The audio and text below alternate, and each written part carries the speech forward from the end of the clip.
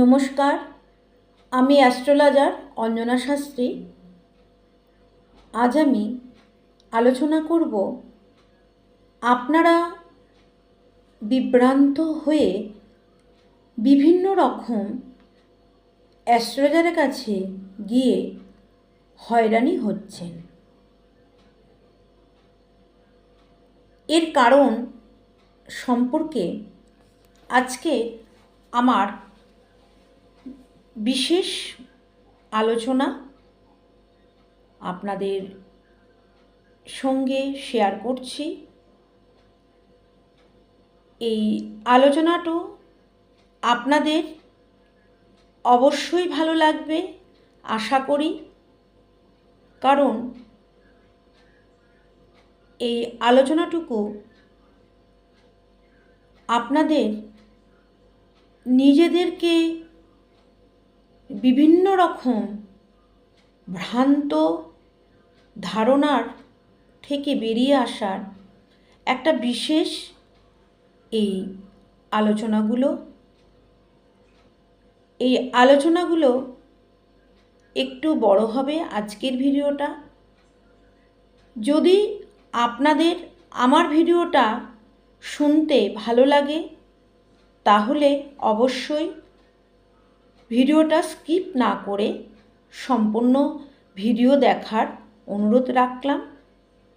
আর যারা আমার ভিডিওটা শুনতে আগ্রহী নয় তাদের জন্য বলবো, আপনারা ভিডিওটা একটু দেখার চেষ্টা করুন, একটু বোঝার চেষ্টা করুন, কারণ আজকের এই আলোচনাটা সবার ভালো লাগার ইচ্ছা প্রকাশ করে, এইটুকুনি আমি বলতে পারি। তো বন্ধুরা, শুরু করি আজকের ভিডিওর আমার বক্তব্যগুলো নিয়ে আপনাদের কাছে তুলে ধরলাম। আসলে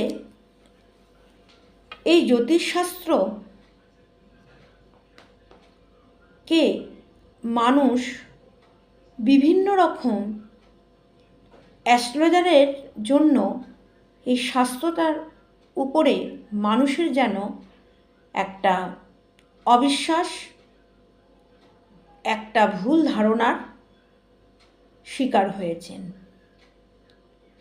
তো বন্ধুরা, একটা শাস্ত্র কখনো একজন অ্যাস্ট্রোলজারের জন্য খারাপ হয়ে উঠতে পারে না। তাই আজকে আমরা কেন, কী জন্যই অ্যাস্ট্রোলজারের কাছে যাই এবং অ্যাস্ট্রোলজির কাছে গিয়ে অ্যাস্ট্রোলজির সাবজেক্টটাকে খারাপ করে ফেলছি এবং তার সঙ্গে অ্যাস্ট্রোলজারের উপর আস্থা হারিয়ে ফেলছি। এর কারণটা হচ্ছে, মূল কারণ, যারা আমরা জ্যোতিষশাস্ত্র এবং জ্যোতিষীদের উপর সম্পূর্ণ বিশ্বাস এবং আস্থা রাখি, তারাই আমরা একজন জ্যোতিষীর কাছে গিয়ে আমাদের ভাগ্য বিচারের জন্য তাদের কাছে পৌঁছায়। প্রথমেই বলে রাখি, যারা জ্যোতিষশাস্ত্রকে খুব বিশ্বাস করে, জ্যোতিষীদের বিশ্বাস করে, তারাই কিন্তু একটা মনে গভীর বিশ্বাস, আত্মবিশ্বাস এবং ধারণা নিয়ে জ্যোতিষীদের কাছে আসি কি না, আমরা জ্যোতিষীর কাছে এসেছি মানেই জ্যোতিষীরা আমাদের সমস্যা সমাধান 100% করেই দেবে। এই চিন্তাভাবনা প্রথমেই আমাদের থাকে বলেই কিন্তু আমরা যে কোনো সমস্যার জন্য একজন জ্যোতিষীর কাছে এসেই আমরা জ্যোতিষীকে প্রেডিকশন করতে বলি। তো জ্যোতিষীদের প্রেডিকশন করার জন্য ইনফরমেশান কিছু আমাদের প্রয়োজন হয়, যেরকম সেই ব্যক্তির জন্ম তারিখ, জন্ম সময়, জন্ম প্লেস, জন্মবার ইত্যাদি। এবং এটাও এখনকার মানুষ জেনে গেছেন যে এই সমস্ত ইনফরমেশন না থাকলেও জ্যোতিষীরা কেপি পদ্ধতি, হোরারি পদ্ধতি এবং বিভিন্ন রকম জায়গা থেকে প্রেডিকশন করে দিতে পারেন। এই প্রেডিকশনটা উপর তাদের একটা অগাধ বিশ্বাস হয়ে রয়েছে এবং এই বিশ্বাসটা তাদের মনে এতটাই গভীরভাবে রেখাপাত করছে যে তারা জেনেই গেছে একজন অ্যাস্ট্রোলজার কাছে এসেছি মানেই আমার জ্যোতিষ আমাকে আমার সমস্ত সমস্যা থেকে 100% উদ্ধার করে। আর এখানেই মানুষ ভুল করে ফেলে, কারণ কোনো অ্যাস্ট্রোলজাররা কখনোই কোনো মানুষের ভাগ্য পরিবর্তন করে দিতে পারে না।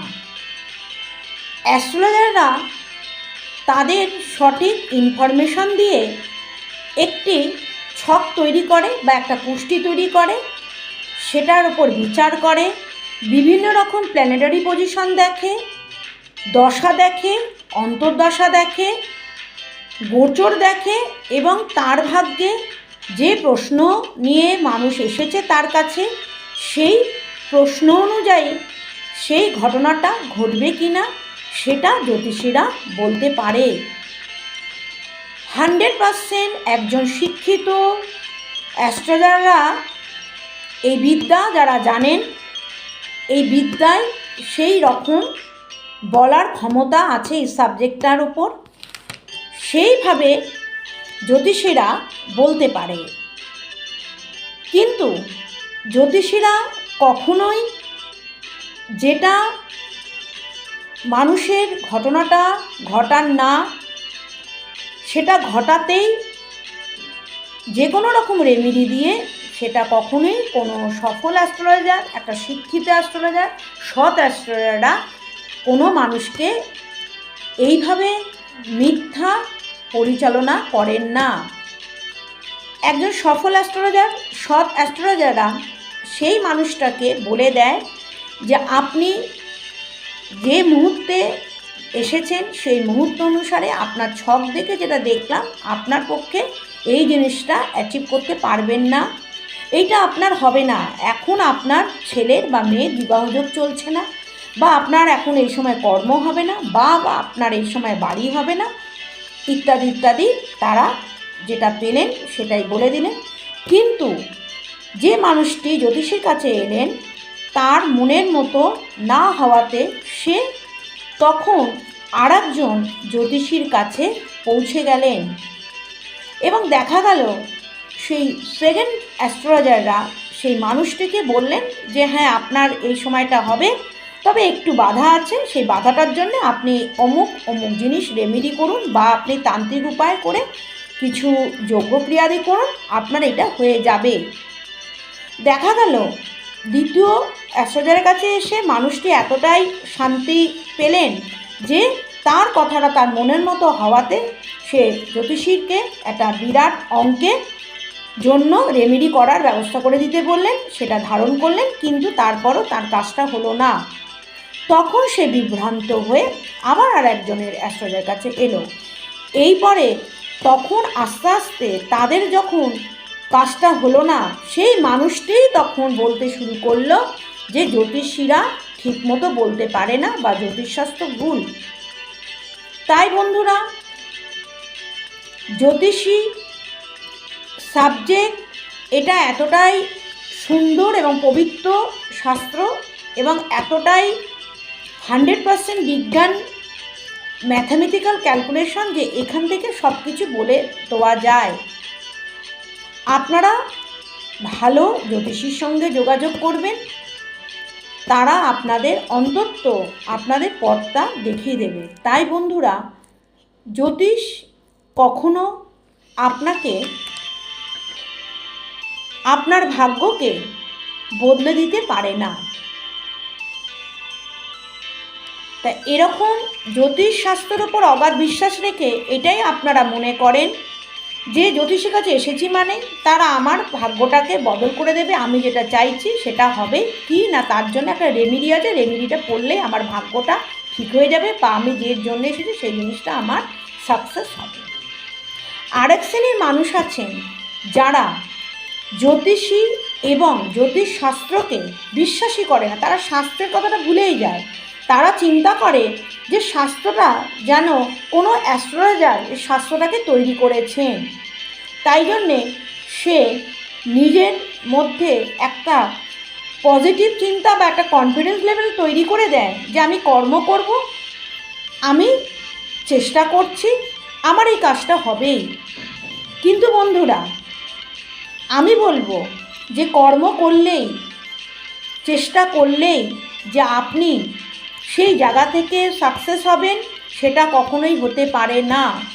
আমি আপনাদের বলছি, যদি হয় তাহলে একজনের বাড়িঘর করার মতো অর্থ রয়েছে কিন্তু তার বাড়িঘর হলো না বা হচ্ছে না। একজন সন্তান জন্মগ্রহণ করার জন্য, পৃথিবীতে সন্তানকে ভূমিষ্ঠ করার জন্য সন্তান হওয়ার দাবি রাখলো যে তার এই বছরের মধ্যে একটি কন্যা সন্তান আর পুত্র সন্তান অর্থাৎ তার স্ত্রী গর্ভবতী হবে। কিন্তু দেখা গেল বহু চেষ্টা করা সত্ত্বেও তার সন্তান পৃথিবীতে ভূমিষ্ঠ হলো না, অর্থাৎ তার ওয়াইফ প্রেগনেন্ট হলো না। তাহলে এক্ষেত্রে কি বলবেন? আপনি কর্ম করেছেন, তাহলে আপনাকে রেজাল্ট দিয়েছে? রেজাল্ট দেয়নি। বিভিন্ন জায়গায় আপনি কর্মক্ষেত্রে যোগাযোগ করছেন, ইন্টারভিউ দিচ্ছেন, বারবার ইন্টারভিউ দিচ্ছেন, কিন্তু আপনি বিফলতায় শিকার হচ্ছেন, আপনার কর্ম আপনার হাতে আসছে না। তাহলে আপনি কি বলবেন? কর্ম করলেন, আপনি তো কর্মে সাকসেস হলেন না। তাহলে বন্ধুরা, এটাও যেরকম ঠিক যে জ্যোতিষীর ওপর সম্পূর্ণ বিশ্বাস করবেন না, মানে এই কথাটা বলছি যে বিশ্বাস মানে হচ্ছে জ্যোতিষী যখন প্রেডিকশান করবে তার ছক দেখে যে আপনার এটা হবে না, তা আপনি ভাববেন এটা আপনার হবেই না, আপনি যে কোনো অ্যাস্ট্রোলজার কাছে গিয়ে সেটাকে কিন্তু হওয়াবার চেষ্টা করবেন না যে কোনো রেমেডির মাধ্যমে।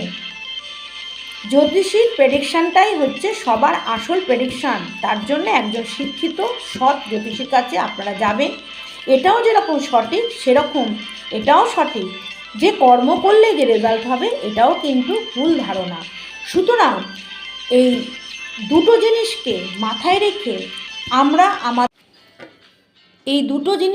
মাথায় রেখে আমাদের চিন্তা করতে হবে ভাগ্য প্লাস কর্ম। আমাদের দুটো জিনিসের প্রয়োজন আছে।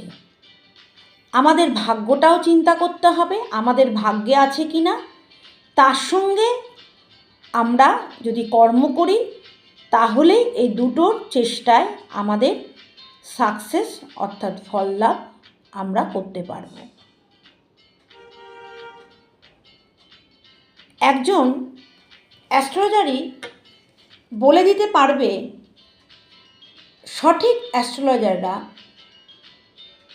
তার প্রেডিকশানে তার দশা কেমন। অ্যাস্ট্রোলজারদের হাতে এই ক্ষমতাটাই থাকে একটা মানুষের ভাগ্য কোন দিকে যাবে, তার কোন পথে কর্ম হবে, তার এডুকেশন কোন দিকে,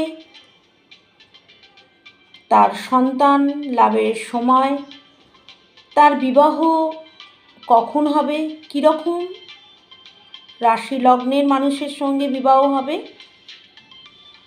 একজন অ্যাস্ট্রোলজার সেটা ব্যক্তির জন্ম সময়, জন্ম তারিখ, জন্ম প্লেস দেখে একটা ছক তৈরি করেন এবং ছক অনুযায়ী তার দশা, অন্তর্দশা, তার দ্বাদশভাবের রেজাল্ট, তার গ্রহের পজিশন, বিভিন্ন রকমের গ্রহের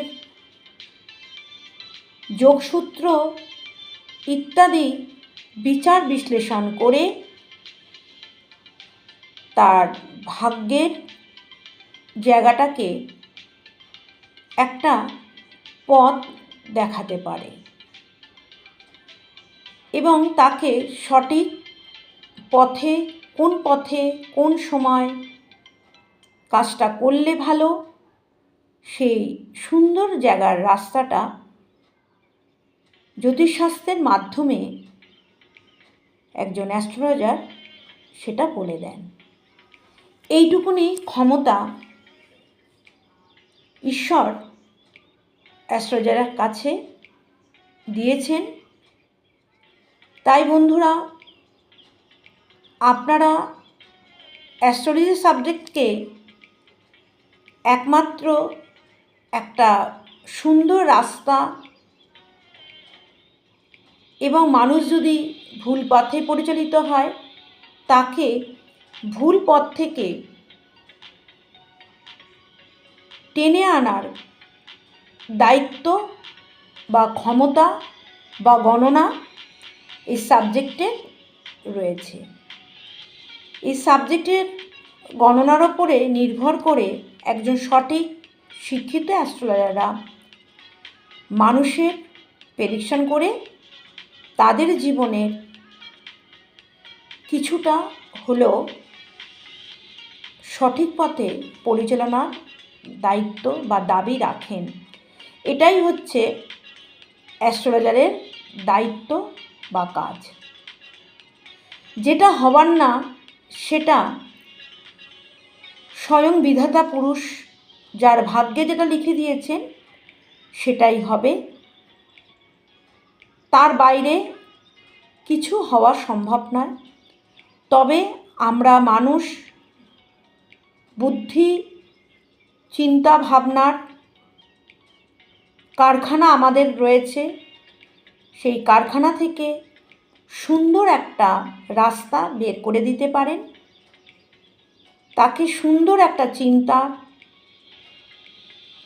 সুন্দর একটা দায়িত্ববোধ, সুন্দর একটা রাস্তা পথ একজন অ্যাস্ট্রোলজার বলে দিতে পারেন। এর থেকে বড় দাবি কোনো অ্যাস্ট্রোলজার করতে পারেন না। তাই বন্ধুরা, সঠিকভাবে ভালো জ্যোতিষীর কাছে যান আর জ্যোতিষশাস্ত্রকে সুন্দরভাবে প্রয়োগ করুন। সেক্ষেত্রে জ্যোতিষীদের যেরকম দায়বদ্ধতা আছে এই শাস্ত্রটাকে সুন্দরভাবে যত্ন করে সঠিক পথে নিয়ে যাওয়ার, সেরকমই সাধারণ মানুষেরও এটা আমার মতো সঠিক অ্যাস্ট্রোলজাররা দাবি রাখেন।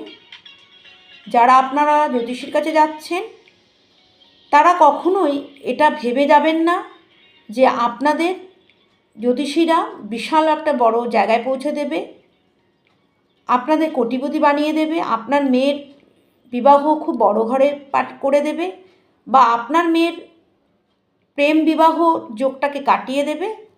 এটা জ্যোতিষীরা পারেন না। সেই কারণে ভুল জিনিস তথ্য নিয়ে আপনারা কখনোই জ্যোতিষের কাছে গিয়ে জ্যোতিষশাস্ত্রের উপরে আপনারা আস্থা হারাবেন না। সঠিক চিন্তা নিয়ে আসুন আর সৎ কর্ম করুন, তাহলে দেখবেন সঠিক অ্যাস্ট্রোলজারের কাছে ঈশ্বরই আপনাকে পাঠাচ্ছেন। তো বন্ধুরা, সেই কারণে এই শাস্ত্রটাকে যত্নে রাখুন। আর যারা ভাবছেন কর্ম করলেই সব ঠিক হয়ে যাবে তারা অবশ্যই পজিটিভ চিন্তা করবেন, কিন্তু সেই সঙ্গে আপনার ভাগ্যে সেটা লেখা আছে কি না সেটাও একটু জেনে নেবেন। কারণ যদি আপনার ভাগ্যে লেখা না থাকে অথচ আপনি চেষ্টা করছেন, একসময় আপনার যখন কর্মটা হলো না তখন আপনি এই কাজটা না হওয়াতে মানসিকভাবে যাতে না ভেঙে পড়েন। তাই বন্ধু বলবো একজন সঠিক অ্যাস্ট্রোলজারের কাছে যান। জন্ম সময়, জন্ম তারিখ, জন্মবার, জন্ম প্লেস যদি আপনার সঠিকভাবে জানা থাকে তাহলে জ্যোতিষীর মাধ্যমে প্রেডিকশন করে নিন। আর যদি সেইগুলো না থাকে তাহলে জ্যোতিষীর, আজকের বর্তমান যুগে জ্যোতিষশাস্ত্র অনেক দূর পর্যন্ত পৌঁছে গেছেন। বিভিন্ন রকম পদ্ধতি অ্যাপ্লিকেশন করে একজন শিক্ষিত অ্যাস্ট্রোলজার আপনার জীবনের সঠিক পথটা বলে দিতে পারবে তাদের বিভিন্ন রকম পদ্ধতির মাধ্যমে। যদি আমার আলোচনাটা আপনাদের ভালো লাগে তাহলে ফেসবুক থেকে যারা দেখছেন তারা আমার ফেসবুক প্রোফাইলটাকে ফলো করবেন, লাইক করবেন, কমেন্ট করবেন, সাবস্ক্রাইব করবেন আর অবশ্যই শেয়ার করে দেবেন। আর যারা ইউটিউব চ্যানেল থেকে দেখছেন আমার এই প্রোগ্রামটি বা এই ভিডিওটি বা এই কথাগুলো শুনছেন তারা অবশ্যই লাইক করবেন, কমেন্ট করবেন, সাবস্ক্রাইব করবেন, শেয়ার করবেন এবং পাশে থাকা বেল আইকনটি ক্লিক করে দেবেন। তাতে করে যে সমস্ত ভিডিওগুলো আমি আপলোড করব আপনার ইউটিউব চ্যানেলে বা ফেসবুকে নোটিফিকেশন পেয়ে যাবেন। তাতে আপনারা আমার ভিডিওগুলো দেখার একটা সুযোগ পেয়ে যাবেন। আশা করি ভালো লাগলো আমার এই প্রোগ্রামটি। ভালো থাকবেন, সুস্থ থাকবেন। আজকের মতো এই ভিডিওটা শেষ করলাম। পরবর্তী আরেকটি ভিডিওতে অবশ্যই চেষ্টা করব আপনাদের ভালো লাগার কিছু টপিকস। তবে যদি আপনারা আমাকে কমেন্ট করে জানান কী ধরনের ভিডিও দেখতে আপনারা আগ্রহী আমার কাছ থেকে, সেটা আমি অবশ্যই আপনাদের জন্য চেষ্টা করব। আপনাদের চাওয়ার এই ভিডিওটি অবশ্যই আপনারা পরবর্তী সময় আপনাদের নোটিফিকেশানে পেয়ে যাবেন। নমস্কার, সুস্থ থাকবেন, ভালো থাকবেন।